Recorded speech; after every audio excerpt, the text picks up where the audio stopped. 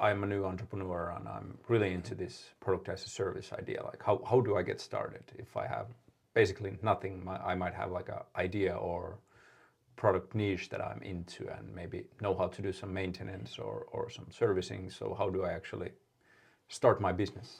Yeah, well, I think that last point that you made about you might be into a niche or a certain product, I think that might be, for most categories, it's almost like a need, because then in order to go to the servitization, two things need to happen. Well, that one item will go through many customers, and in between you usually have to do some maintenance.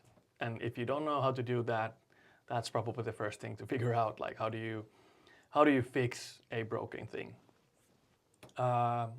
Maybe for some categories it's less relevant, that are like in nature more durable, that they don't have many fixable pieces.